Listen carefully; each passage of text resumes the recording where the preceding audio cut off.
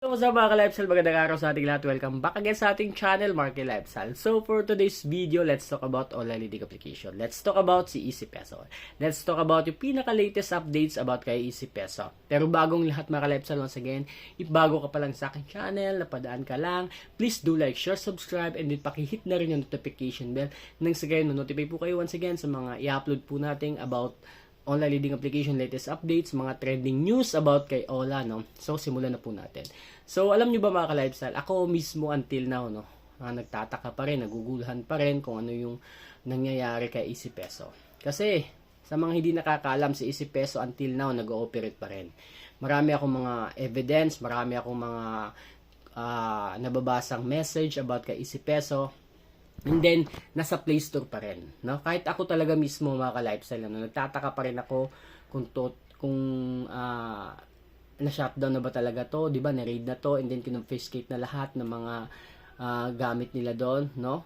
Di ko alam bakit nagkakaganon pa rin. Meron ako mga nare-receive na comments or message sa Facebook ba ka-lifestyle na bakit daw nakapag-reloan pa sila, bakit daw nakapag-loan pa rin sila, and then bakit daw may tumatawag pa rin sa kanila even though na yun na nga na-raid na to, and then kinakasuhan na yung mga nahuli na doon, no?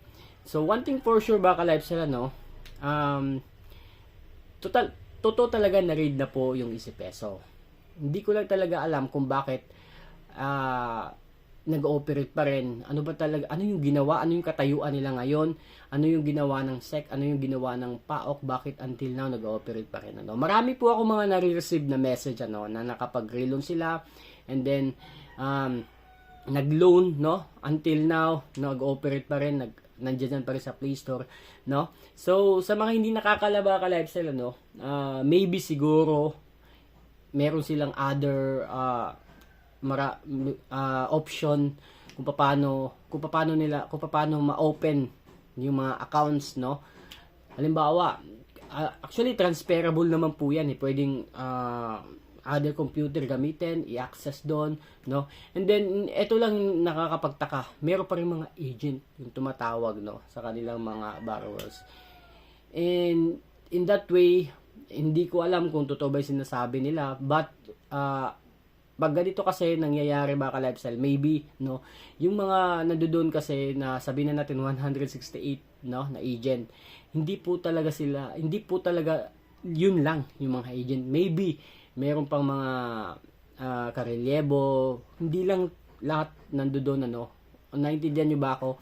Baka kasi yung ibang mga nagtatrabaho ng agent doon hindi nakapasok that time during the raid, so maybe sila yung pwedeng again mag-access ng mga accounts na may mga utang, no?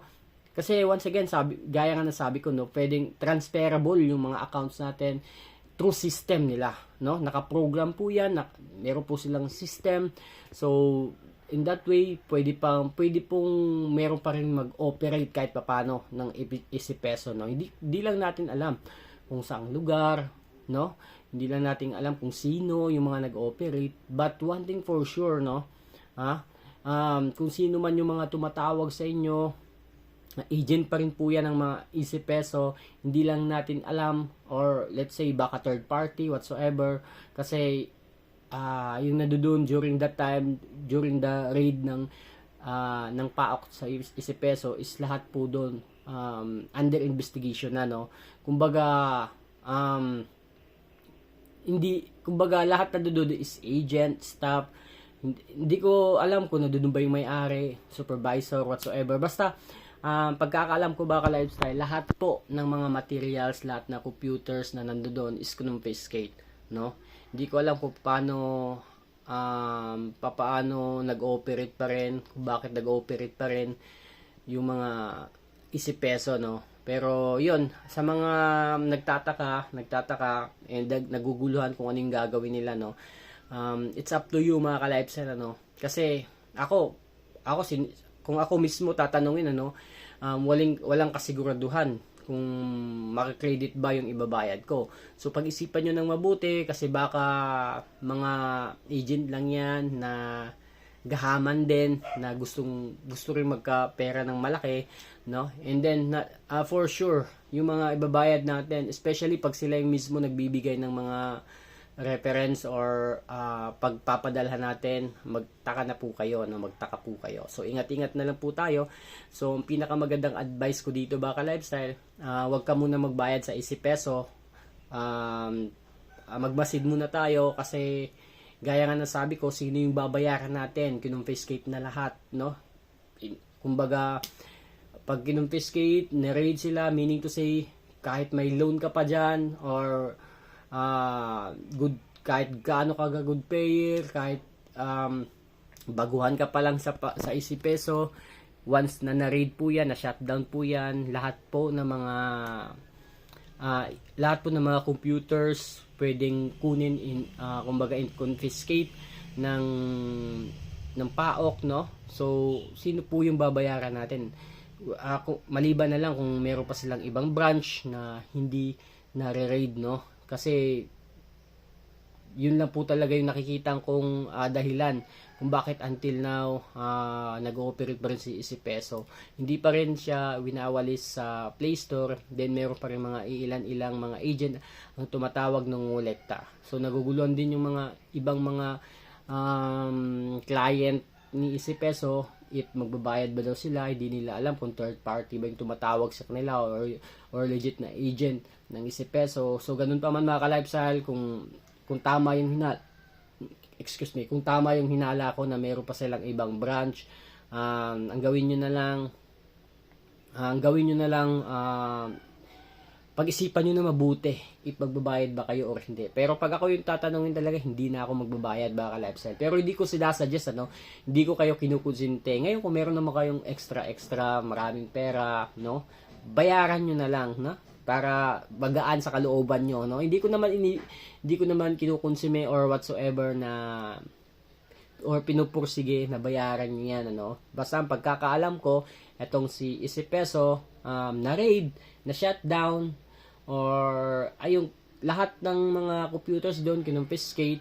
So malamang sa malamang yung mga accounts natin pwedeng ma-delete na rin or mawala na kasi dala na po ng PAOK lahat ng mga computers na doon. Maliban na lang if meron pa tong ibang branch na hindi nare-raid, no? Kasi yun lang po talaga yung naisip kong dahilan kung bakit until now merong mga tumatawag pa rin ng mga agent, ano. And then wag na kasi kayo wag po kayo magtaka, no, kung 168 lang. Maliban kasi doon sa 168, meron pang mga ibang mga agent yan ang hindi naka-duty that time.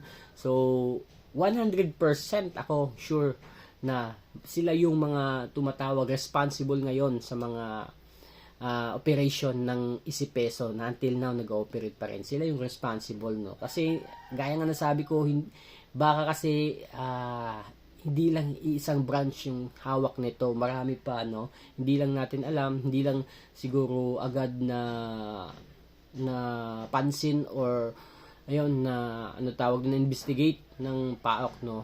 Kasi sana mapansin tong video na to para malaman din nila na until now nag-undergo pa rin, nag-ooperate pa rin itong si Easy Peso, ano. Marami akong mga comments, katanungan, nagme-message talaga sa akin na until now si Easy Peso is nag-ooperate pa rin, ano. So yun lang mga ka-lifestyle, share ko lang sa inyo. Be wise na lang po tayo, no? Pag-isipan po natin ng mabuti if magbabayad ba tayo o hindi. Para sa akin kung ako tatanungin, wala akong dapat bayaran kahit gaano ako ka-good payer. Hindi secure yung perang ibabayad ko kasi nga na-raid na to, and then kinuha na lahat ng mga computers, no? Even though naka-program yan, naka-system yan, kinuha na lahat. Sino yung mag-operate niyan? Maliban na lang kung meron pa tong ibang branch. So yun na mga ka-live, sana share ko lang sa inyo kasi naguguluhan din ako in a way na na-read na to, and then nag-ooperate pa rin. So ganun pa man mga ka-lifestyle, huwag niyong bayaran yung Easy Peso kasi yung mga tumatawag sa inyo, baka pirahan lang kayo niyan mga ka-lifestyle, ano? Pirahan na kayo. Again, lahat po ng mga materials, computers, kinonfiscate na doon. Kasama na yung accounts nyo doon, ano? Kasama na yung accounts nyo. Ngayon, pag may naniningil sa inyo, it's up to you kung ano yung gagawin nyo. Dermatologist,